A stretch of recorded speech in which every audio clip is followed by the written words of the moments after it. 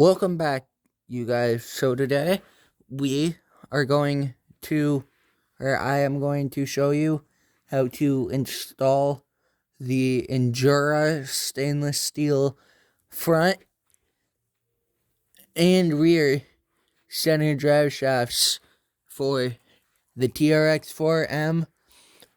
This is a about halfway modified TRX4M Bronco. It has the Endura IR40 servo, but also by Endura. Every upgrade on this is either by Endura or Traxxas.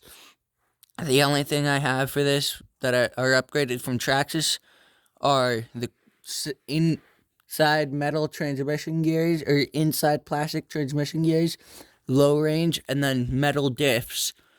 All my other upgrades are by Endura, so I have the Endura Long Travel 59mm shock with brass end retainers and rod ends, stainless screws all throughout, ball bearings all throughout, the IR40 body, servo mount, servo horn, diff covers, wheel weights, and now the drive shafts also these, in my opinion, super sick wheels. Now let's get into the video. So in the last video I told you that I had actually broke my front drive shaft. It snapped off, the plastic snapped off right here, right at the end of the cup. So I went to my local hobby shop, Hobbytown USA in Bellingham, Washington, and I have actually been going there since like September last year, and they've been really good to me. I've gotten some pretty good deals, and they have a crawling track there that they've made, so make sure you go check them out. This isn't a sponsored ad, but make sure you go and check them out. They're super great there. They have pretty much any part you need for a TRX4M. Maybe not every part, but every part I've needed, except for the body. And these tires that I have on these wheels, the Little Guy Racing Part grippers, they've had everything else. The drive shafts, gears, also the diffs. I had to get the diffs, tires, and screw and bearing. And the diffs, the tires, the body, and the screw kit. I had to get those 4 things from Amazon. And the tires or body, can't remember if I said any of those, but I've only gotten 4 things from Amazon, and it's just because Hobbytown doesn't carry them, either because they just were released or they just don't carry them. Okay, let's get in today. So the tools you need, these are from the Endura toolkit. You need a 1.5 millimeter hex for the screws and a 5 millimeter nut driver to take off the wheels. You don't have to take the wheels off, but it makes it so much easier. And okay, so also another tip is the drive shafts are different sizes at the ends. So this side here will go to the axles. This side here will come out of the transmission. So now for step 1, obviously if you want to, you can take the tires off. Step 2 would be removing the battery.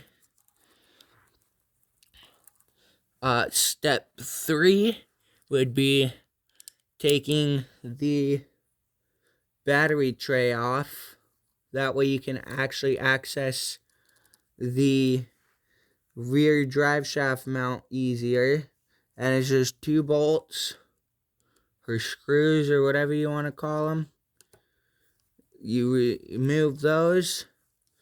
And if you want to make it easier, you can actually just remove the entire transmission. That's what I'm going to do today, just to make it easier. So, but to do that, you have to unplug the servo and motor from the ECM.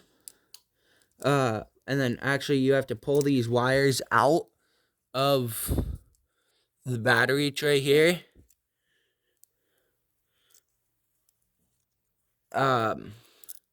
And I would suggest being extremely careful with your motor wires, because I'll show you, but so this is what the battery tray looks like.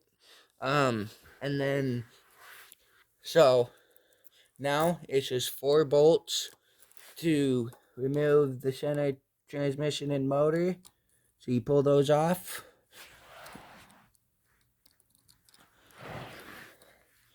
Just like this. So 1,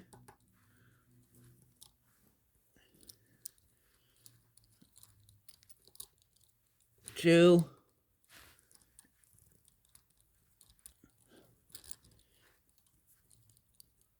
3,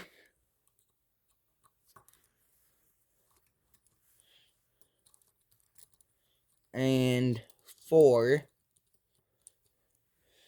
And then your motor should just pop out just like this.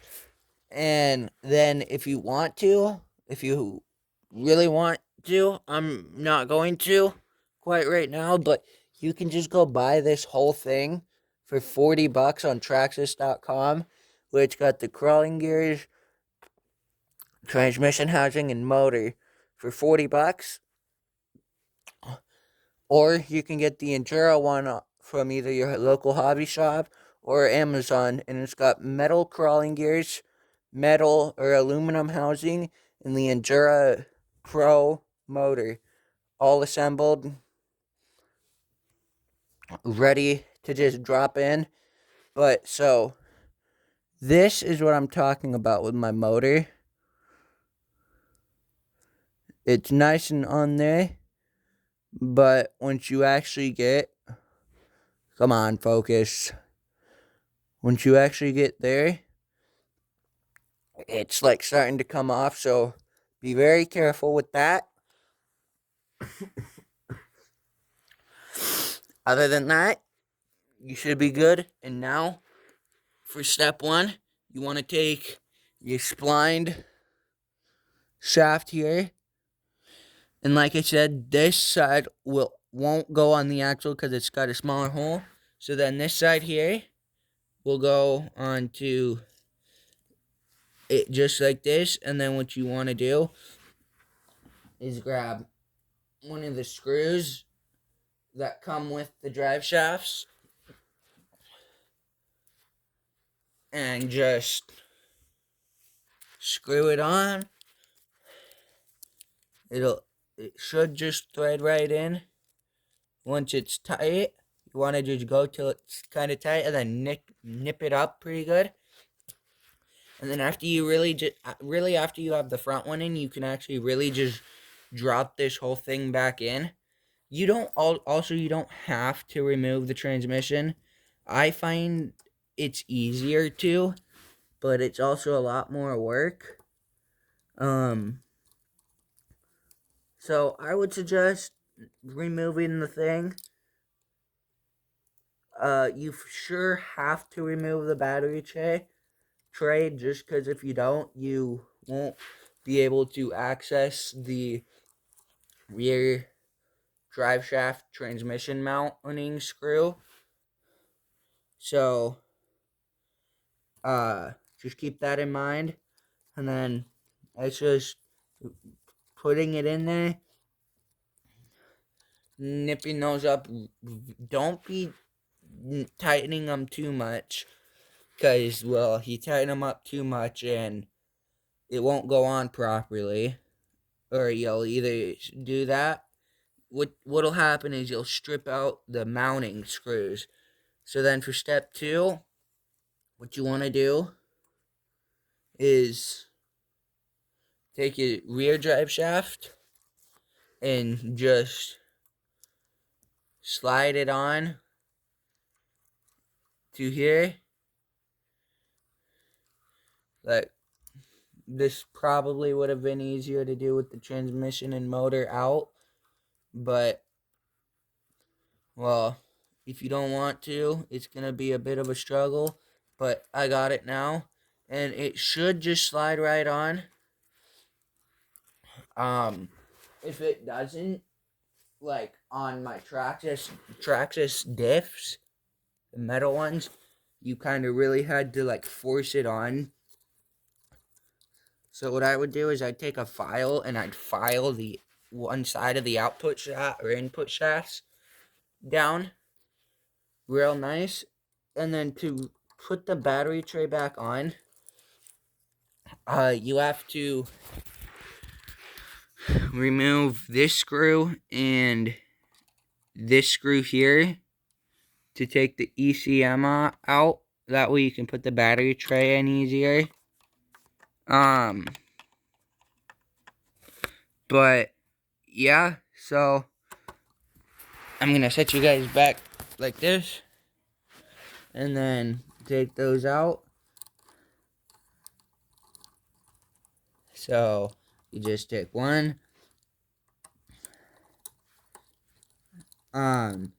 Also, note that when you get like the shocks in like servo and even, I'm not quite sure about links, but when you get shocks and the drive shafts and other things, Endura will supply you with extra screws in case you lose yours. But so now it's just a matter of fact of putting these into the frame rails, and this is why I think it's easier to do if you take the battery tray or the ECM out, and then you take your screw, put the two screws in. Also, don't tighten them too tight. Now, other YouTubers like Kate Crawlers on YouTube and Kevin Talbot and a bunch of other YouTubers will say when you're putting screws into like the drive shafts to use a tiny bit of Loctite. I don't like to use Loctite because then you have to actually take it out, and to me it's just easier and nicer to just have to stop crawling for 2 minutes to tighten up your screws. Also, I have to take the battery tray out again because I forgot to reroute the wires again. So, well,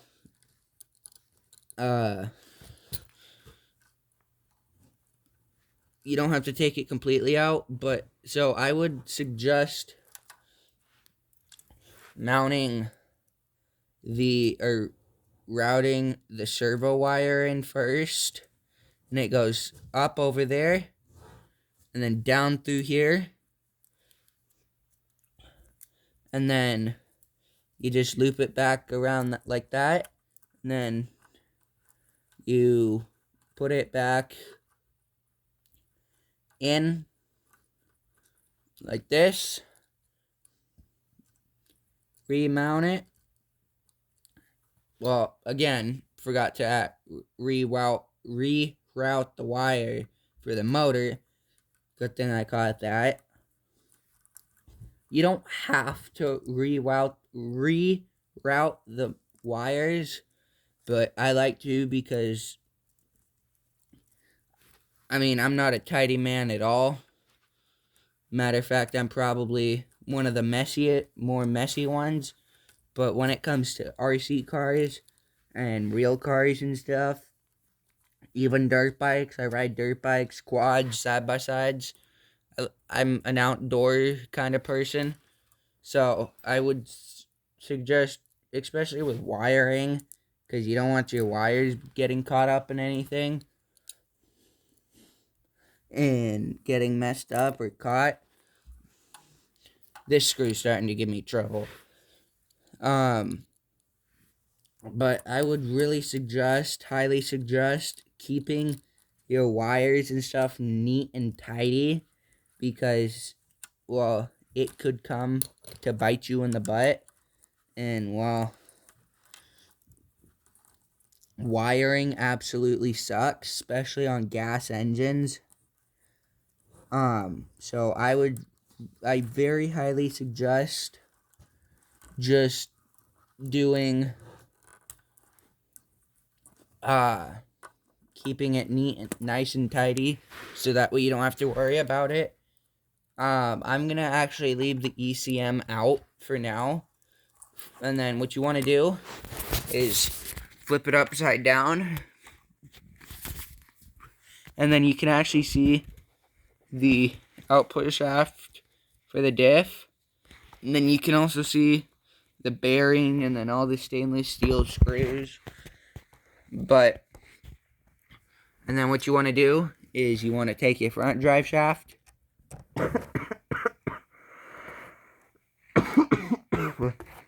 sorry guys, I'm starting to get a little sick. But what you want to do is actually, I mean, you don't have to, but I like to, because, well, again, I'm just that type of person.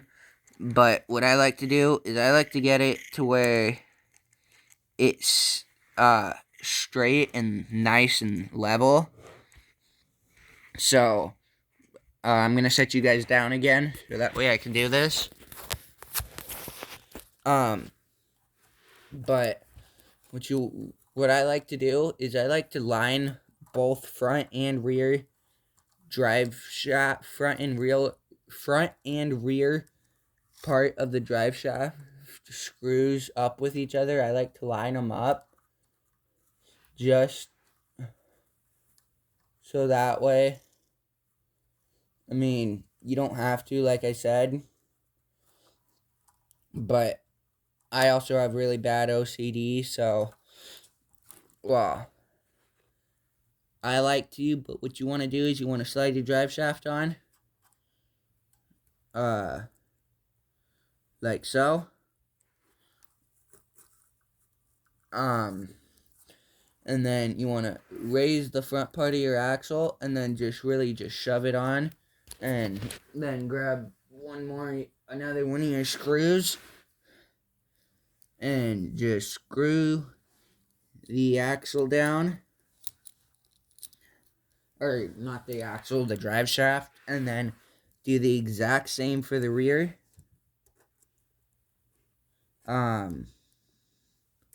So,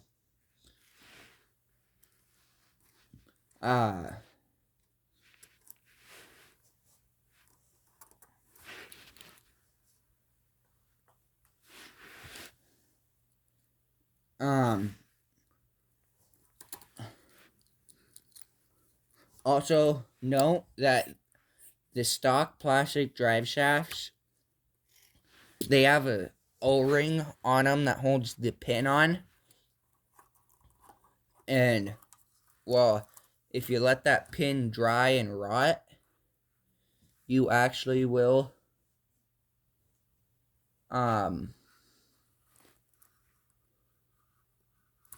you actually can lose that, because it'll rot and snap. And then when that happens,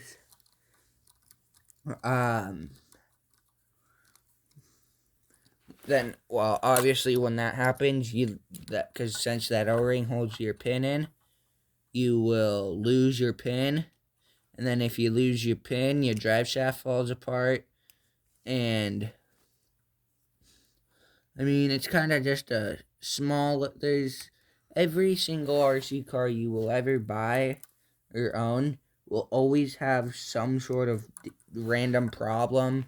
Now, you might not even like the problem, but you can control it. Just, you might have to spend a lot of money. Also, shout out to Cape Crawlers. Shout out to Adam from Cape Crawlers and Kevin Talbot.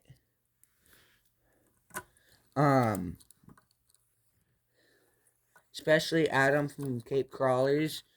I watch him a lot on YouTube, and he's told me a lot of good, helpful tips and tricks about the TRX4M and the actual SEX24. And it's good to know those tips, because, well, if you don't, that can also come to bite you in the butt. But now, after you get those in, you can actually just slide your battery in. So with the IR40, I like to put my battery in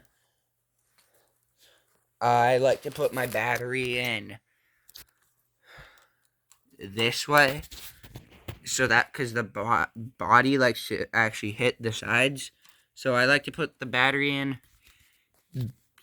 the other way, and then just strap it down. Let's see if I can do this one-handed. Probably not.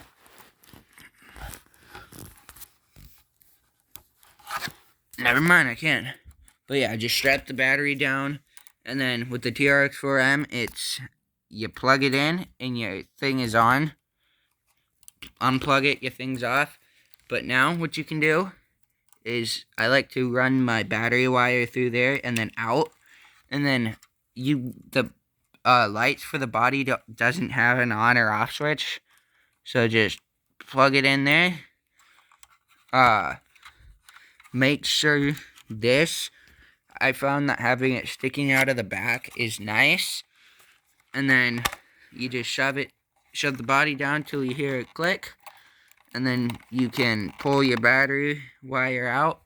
And now, I'm only gonna mount one tire for you guys, just because, well, this is already if I mount all four of them, it's probably gonna be a 23 or 25-minute video.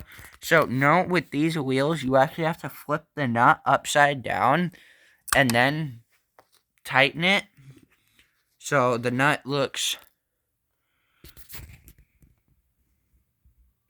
is supposed to look like that when you put it on, with the O-ring inside facing downwards or upwards. But if you do it that way, you don't actually have the hex grip you need in order to actually mount them.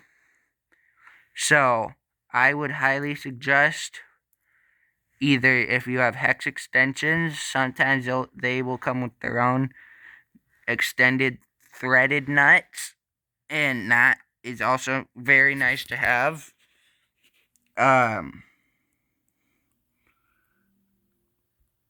But god dang it. Sorry for just blocking the camera with my thumb. I have to use two hands to put this nut on. So, putting wheels on, taking them on and off is very frustrating for me. Just because, well, it's a small wheel, and, well, it's just annoying. But so what I do is I go until